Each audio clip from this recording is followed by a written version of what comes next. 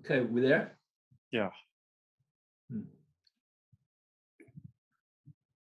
So, something I've been thinking about, and I thought I would ask you, because I'm always curious how an ALS diagnosis affects someone prior to actually getting into the living life with ALS.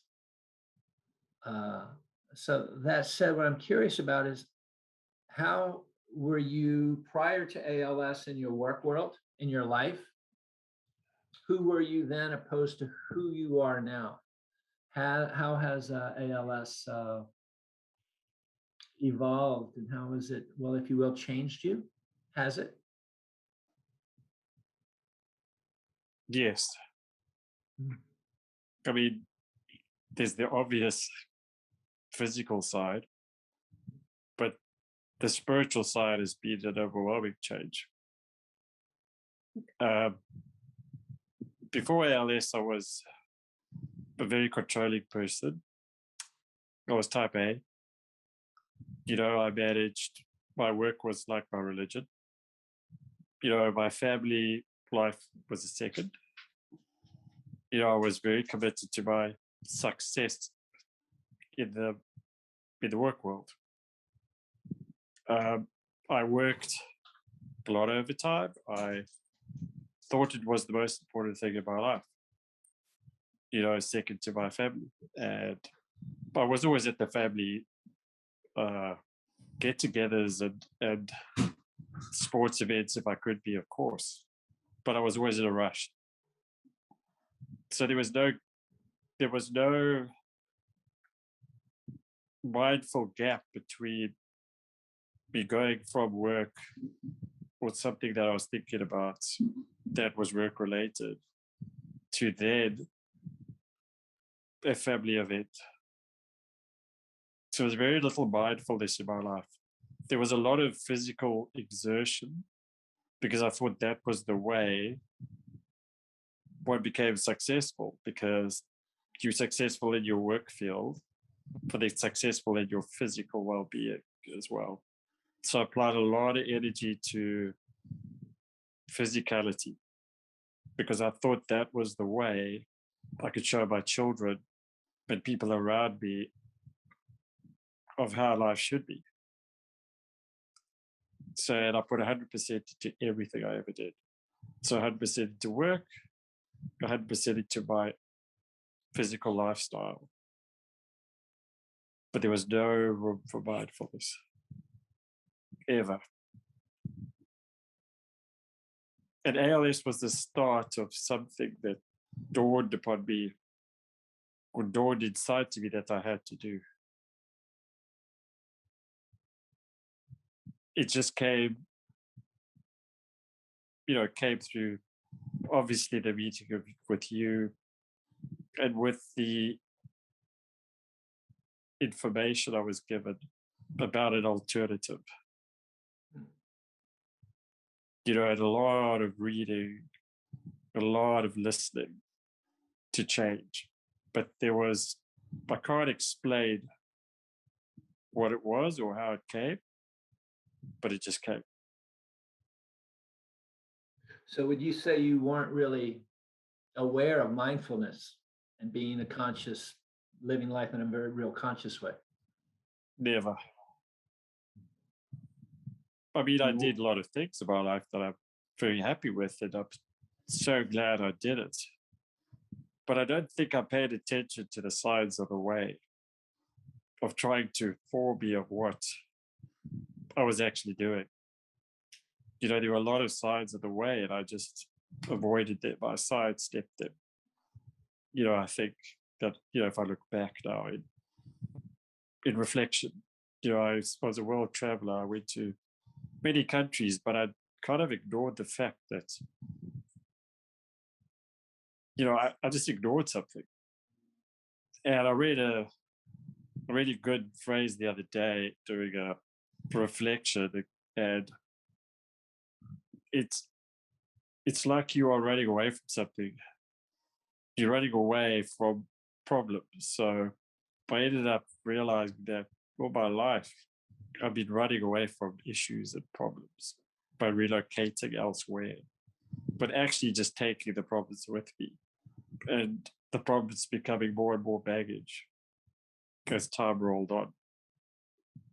And I think, Julie, you exposed that to me, where, you allowed me to speak to her for a few months, and I started to become aware of the layer cake.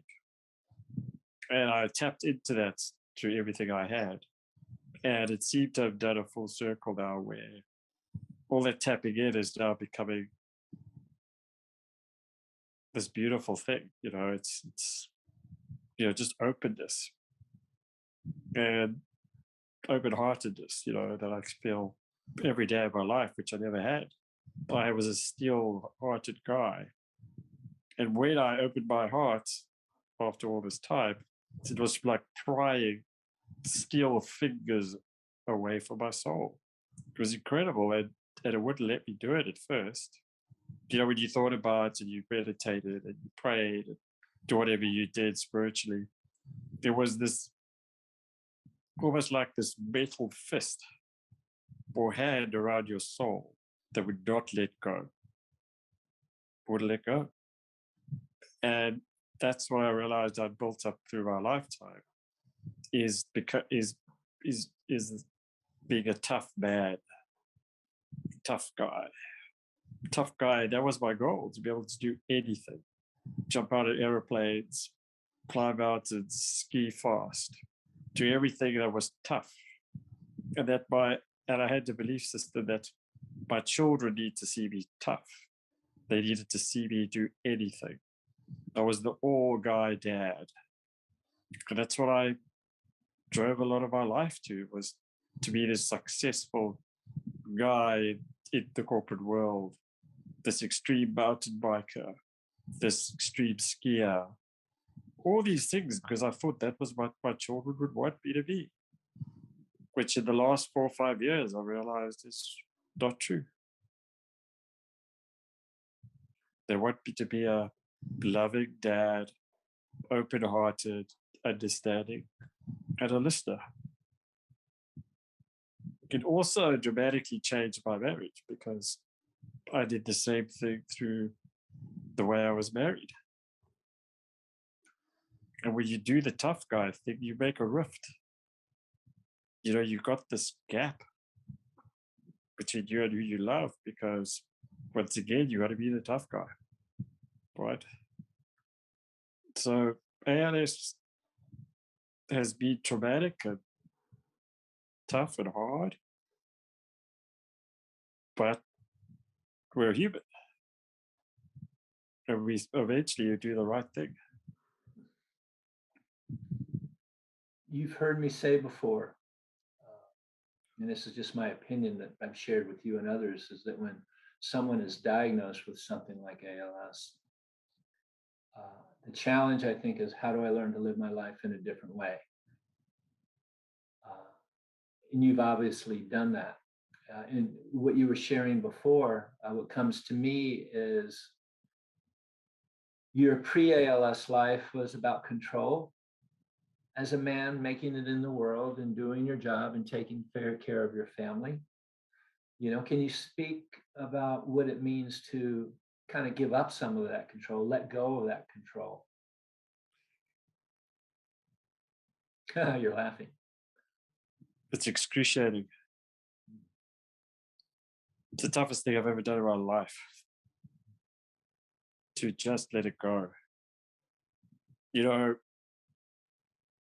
That's the biggest difficulty was letting go decades of control, because you have to. This disease, this physical disease, takes away or removes any physical control you have completely. And where I learned, so it's a very excruciating. And I can't explain how you do it. You just got to. It's you find it in yourself to do the right thing. And it's also, when you go through this letting go, you develop a sense of extreme love for someone. who looks after you.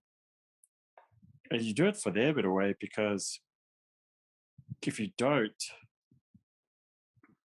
you'll want to control every circumstance you're in. But you have to learn to let go from certain So you're saying circumstances. I had to let go. I had to let go. I have to let go control of the levers. I have to let go of control of if my toe is going to scuff a wall. I have to let go of control if my chair scuffs a wall I painted. Because I painted my whole house. My whole house was my physical activity. I built everything. So to let go that materialistic control was hard, because we would scuff the wall. So I had to stop myself shouting and blaming someone for that simple thing. Because you grew up being, but you were materialistically orientated, and every shiny thing you have is valuable to you, like the exterior of your car. The first time we scraped my car with my wheelchair was excruciating, because I was not in control of preventing that damage. I was like that. I polished my car. My car is the cleanest car ever. So I had to let go of all those minor silly things that would cause an eruption, like a crazy eruption, which would then have continuing results, continuing repercussions. And it was hard, but I knew that I had to give that up, because it's nothing. Doesn't really matter. No, but it was hard. Yeah, as life is sometimes hard. So I'm reminded of the different stages of grief that we go through, and I can't tell you the 5 different stages that have been written, but I would imagine for you, it was very much like that, going through different stages of letting go. Because I would imagine along the way there was incredible anger. And I'm going to segue into this, because sometimes I see in the world of social media the word hate used a lot. I hate ALS, or fight, and I'm going to fight ALS. And oftentimes what I'm reading seems to be coming from a place of deep anger, right? Yep. Which I can understand. But how do we, well, how did you navigate that? And I mean, you've spoken to it somewhat, but I mean, does that really serve? Does that serve? So my segue was really entitlement. So Entitlement? yeah, entitlement to be looked after. So I developed anger to people who I thought were supposed to look after me. So I didn't really have anger at the disease, because disease is disease. But I had more anger at airline officials, or, doctors and supposed specialists in their field. And even parking spaces, because I just felt this like entitlement. Oh, I'm disabled and I got ALS, so I'm entitled to anything. And I think my anger really came from the entitlement. But as I read, because once again, I can't explain to you how I got onto the literature and the meditation and the prayer. It could have been because it was the frontier, that I'm always interested in stuff, like I've always been interested. It could have been just the desperate need for wisdom.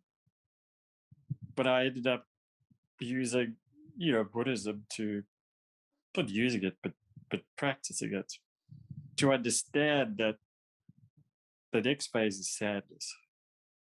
So in other words, the sadness you have develops so quickly to anger.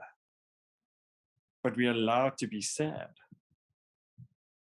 And I think that's where I rolled with it, was I had to find an alternative for anger, because anger does not help anyone or anything. It just perpetuates a feeling you have of your helplessness within your soul, and other people feed off it, because the problem is everybody wants to protect their sadness or protect themselves from being hurt. So when you're angry, you're just perpetuating anger in someone else and building them up to be hateful. And I don't think it's right. I think we all have the privilege to be sad. We suffer. Everybody suffers every day. You can't compare the suffering because everybody's suffering is different. But we are humans, and as I said, that Buddhism helped me, and now Christianity does the same thing. And the spiritual literature, the more you read it and you get involved with it, talks about sadness and suffering. And it's a path we have to go through. But as soon as it ends up being anger, you're removing yourself from your humanity. You've learned this for yourself. Yes. And, I've been honored to be able to observe that in you. That's why, our relationship, my relationship with you and your family is so important to me, because sometimes I have the honor and the privilege of being able to observe, sometimes up close, sometimes from afar, how some individuals are able to navigate this in ways that serves them. And for me, wishing more people could drop in and taste and be willing to inquire, as you've been able to do some very deep inquiry into, your life. And for you to be able to share and to articulate what it means for you in the way that you've navigated this. And there's many ways of doing this, but as you spoke to anger serves nothing and serves no one, which doesn't mean we don't have a right to be angry. I know there are times when you were angry, but how do we get through it? How do we navigate it and let that go, right?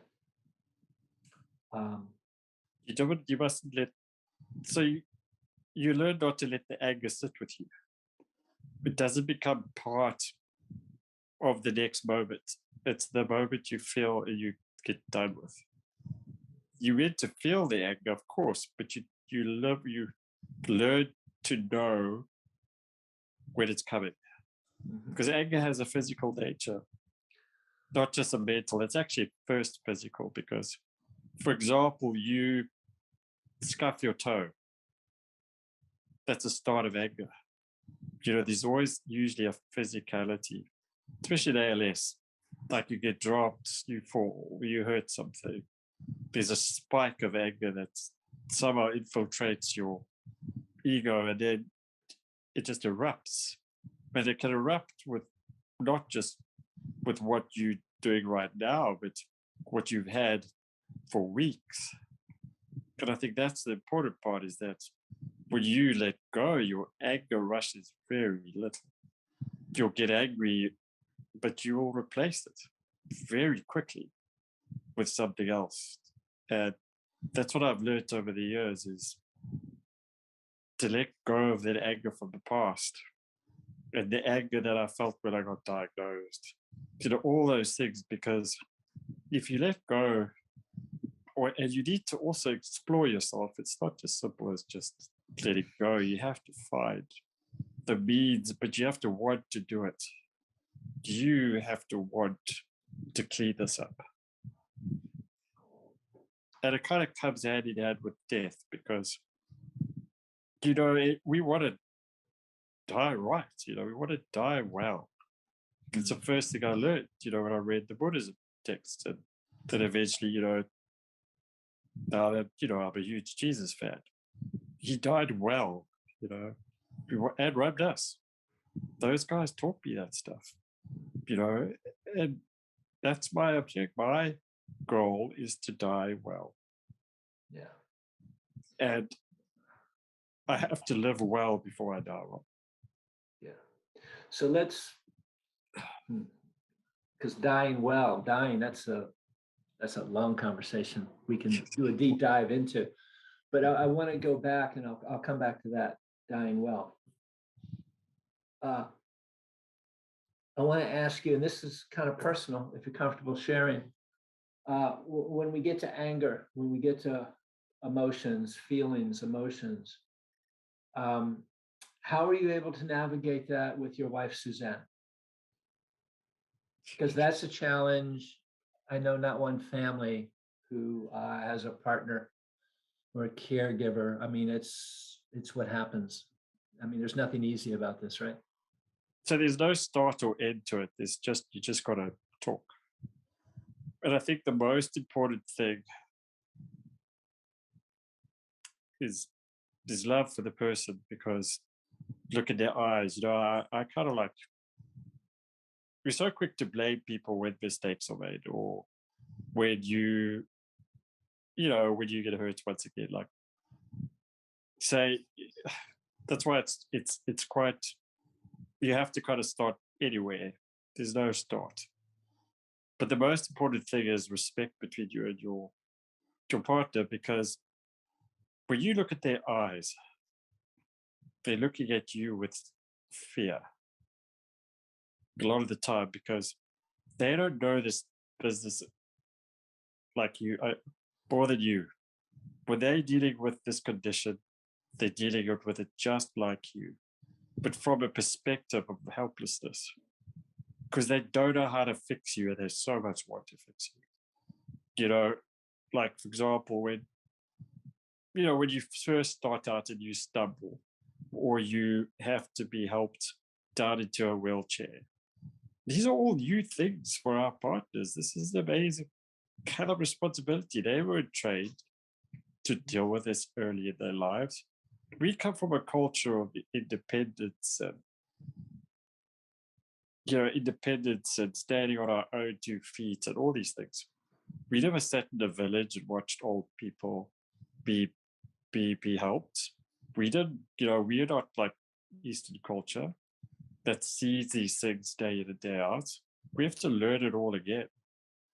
So the frame of mind I eventually got to, once again through the spiritual guidance I was finding, was to seek something that would guide me in what I'm trying to do.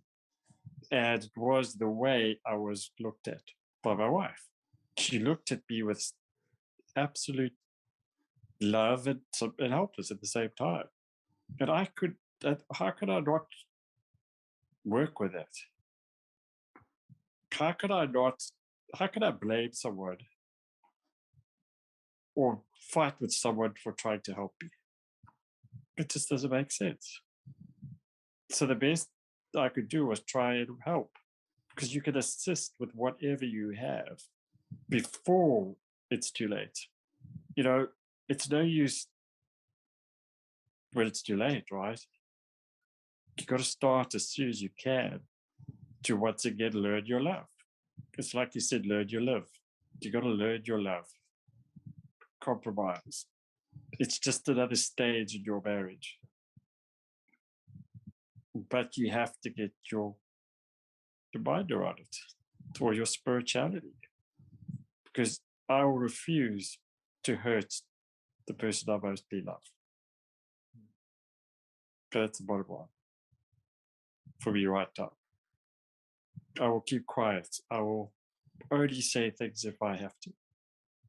There's no reason to say. Look, I sigh a lot. I got to admit it, Suzanne will run to my aid, but she's literally conditioned to wake up at a sigh at night, because I just can't help it.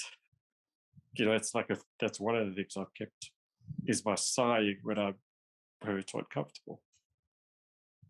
But I work really hard with the words, really, really, really hard, because words can cause so much hurt and pain, ridiculous pain, because people will absorb that word, and then your ego takes over, or whatever it is, and it just comes to the surface. the frustration, of course, that she has with herself, maybe. And I just don't want that to happen. Just don't. And how has she been in regards to your, what I'll call transformation, to the man she married, the life that you guys lived, your worker, you were the provider. And, from there to here, how has she, I don't know if adjusted is the right word. Because oftentimes, I think I've shared with you, I talked with someone earlier, another couple, there's 3 pathways. The path that you walk together, and the path that you walk by yourself, and the path that she also walks alone. And how do we, how do we navigate those? Because again, you aren't, I wanted to say you're not the man that you once were, but of course you are. It's just you've changed how you learn to live your life. And I've seen others in the past that where sometimes for spouses, it was difficult to accept that new person. Others accepted it wholeheartedly, and yet they continued on in their own way. I mean, your spiritual awareness might not be hers. Correct. Yeah. So let's go back to those 3 paths you told me about when we started on this journey, which I reflected on a lot. Mm. I don't really like to put words into our Suzanne's mouth. Sure. But I could comment on my journey and both of our journeys, which means that your journey has a tremendous amount of impact on both your journeys. Her journey is like my journey. She has to do what she has to do. I can't directly influence. I can only show support and an example by what I do. And that's important, I think. Now, I can contribute to our journey together by listening and being there for her as a husband where I was before. I went to the pub, I went with the boys, I was out, right? When she maybe was alone. But you don't know. But the point I'm trying to make is that I have a responsibility as her husband to listen, to be there for her, as well as she is there for me. But in my way, I'm not here like in the past. I was great. I tried to influence her to do things, become like a more shapely woman, become more physically fit. I was horrible. I mean, I was probably a chauvinistic person, right? Who wanted to perfection in the way people looked. And through my life-changing, disease, I think I've acknowledged that, and I refuse to be part of that anymore. I just want to be a soulful partner. And I think that's where I try my best. I make a lot of mistakes. Of course we do. But I think my journey right now, as well as my own journey, is to keep her safe. To keep her, just to help her as much as I can. So she helps me. Whether it's she wants to gossip, she wants to talk about us, she wants to talk about her insecurities, she wants to talk about her future fears without me, she wants to talk about my children's future, the fear she has for my kids. All these things without me. I'm here as her number one listener. And that's what I want to cultivate with her. Is it I will listen no matter how hurtful, but how sad it is, I will listen because I'm here. And what comes to mind is that both you and her do it with love. I'm not sure there's anything more important than that. There's no blame game. It just can't be. You know. But of course she's disappointed about the life we could have had. Of course she's disappointed about the retirement, the times at the beach, the running up and down the fields with the girls, shouting at the soccer matches. And of course, she's, because we compare ourselves to others all the time. So there is going to be a comparison, but it's okay because this is where you listen. And it's normal grief for the future. But I have to be her number one listener. Just have to be. Might disagree. We're allowed to have disagreements. We are certainly, I do, and I'll voice sometimes my disagreements. But then a lot of times I listen. Yeah, we can't lose sight that we're still human. No. Right? As I like to say, the uninvited guest has appeared in your home, and it's just, you've learned to live your life in a very beautiful way, a very different way, but you're continuing to live your life.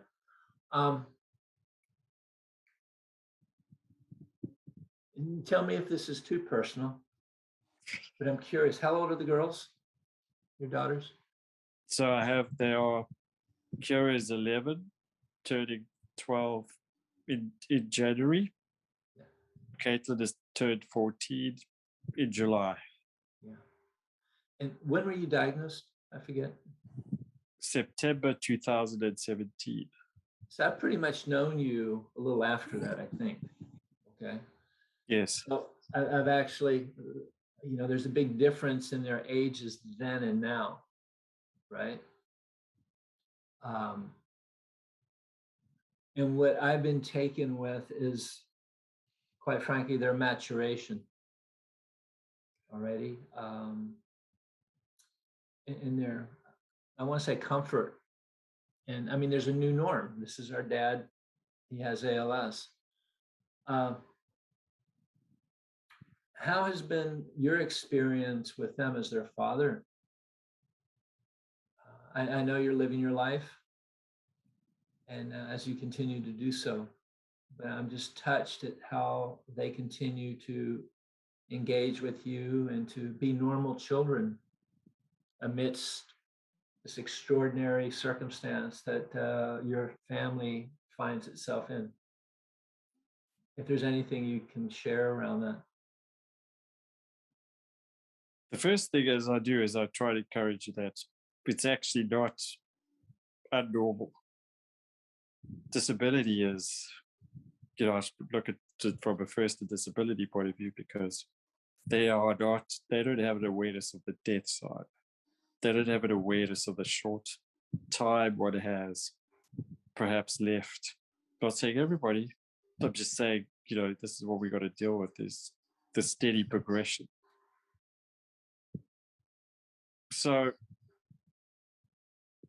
they certainly have, they are affected by it. It's not beat around the bush. I mean, they have like, I just want to be that normal kid. Sometimes they will say, I just want to be the normal kid. So they definitely deal with the normal kid scenario because they're surrounded by families that are mobile and going places to the lake and go on the what do you call it, the roller coasters, and go to Disney and go to the, we have affluent society around it. So people are always going to the Caribbean, they're going cross country, they're going overseas. And in the beginning, we were doing the same thing. So it just stopped abruptly for them. So it'll come out maybe later in their lives. They will need to we talk a little bit more about this, like we're doing now. But what I have noticed is, you're right, it becomes normal for them. Like, it's normal for them to tuck me up in bed, but not to turn off the light. It's normal for them to feed me. There is no abnormality. It's normal for them to steer my chair. There's a lot of normality. It's normal for them to help get me the van. It's normal for them to strap me up. And they don't have any consciousness about things when we walk around. Like, if I'm walking in the town, they walk next to me. They don't walk ahead or behind. They're with me. They've developed a sense of normality, of the way my dad is this just way. And it spills out into what they do, because they become helpful to others. My daughter will help people just at the drop of her hat. Look, she's still a teenager. We battle at home. Of course, for her to clean her room and make her bed and do all the traditional things teenagers will do. But when she's out in the world, she's the first to help. Yeah. She will, we were in Rockport the other day. There was a lady trying to put up a sign with a ladder. Caitlin was there to hold that ladder for her and said, "Can I help you?" I think they develop a sense of a person needing help before they need it. Yeah. And that's what I'm taken with, because, remembering where they were and where they are now. And a lot of this has to do with both you and Susanna's parents. All children aren't nearly as involved and as supportive, as helpful, as intuitive as your girls are. And from what I know, in the years that I've been doing this, as they grow older, as they have grown older, as they continue to grow older, their maturation will soar. And in their ways, they will be of service to the world as they've learned how to be. People with disabilities, it's a normal thing. They won't turn away. No. They'll turn towards, which is, just saying it, I get goosebumps, because it's something that I'm proud of them for. And I know, as your father and Susanna's their mother, that's a pretty extraordinary thing, yeah. So y'all have done a beautiful job of parenting your children, by allowing them to be part of this, and allowing them still to be children, but allowing them to help you. And from my experience, that's the only way to do this. But every family is uniquely different,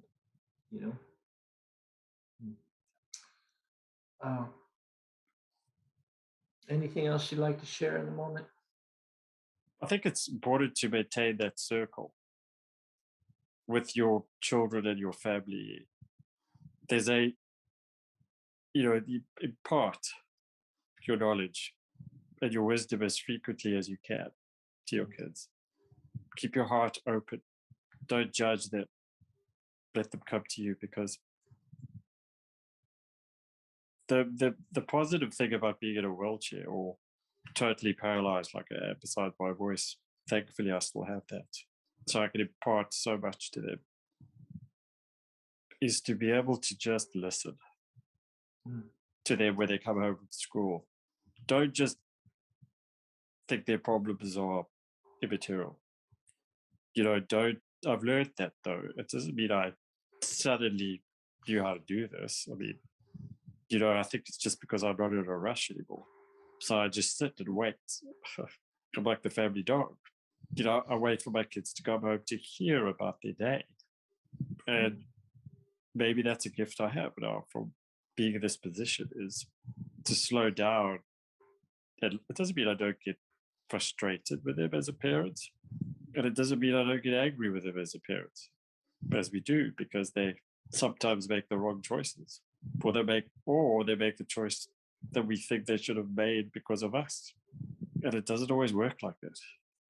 They're still individuals and they still have their own minds. And you can't be replicas. They can't be replicas of you, thankfully. So the only thing I can really add is I want to engage them whenever they come home. And they're going to tell me about their day. I want to know what went wrong, what went right, what they enjoyed, what they loved. And we just don't talk to them. Yeah. You know, you're giving them the gift of listening, which is something that I would think as they get older and their teens, and they have boyfriends, and as they grow older and go to college and have their careers and they find a marriage, that's a characteristic my hunch says they'll be looking for: someone that knows how to truly listen, authentically listen, not to play pretend, right? That's an extraordinary gift that they're receiving from you. You know, the art of listening, it's so incredibly lost. You know? Yeah, it's, and our egos and our minds so much want to close it down all the time. You have to be aware and mindful every minute, because we just conditioned to close down.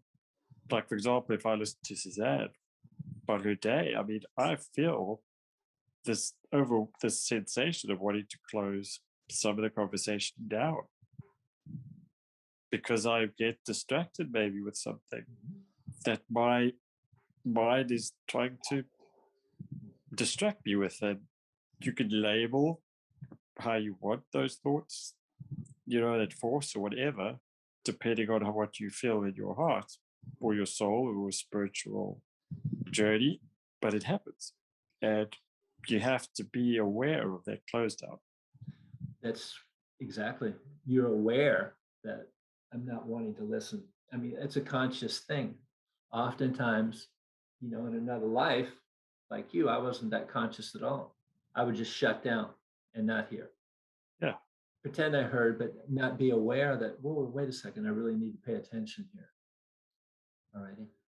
Anyway, so listen, Renier, what I'd like to do, when we talk again, I really want to spend time on dying well. Does that work for you? Absolutely. Yeah. Okay. So, yeah, we'll do that. But thanks for this time here. All righty. Thank you. Yeah. I so appreciate your time.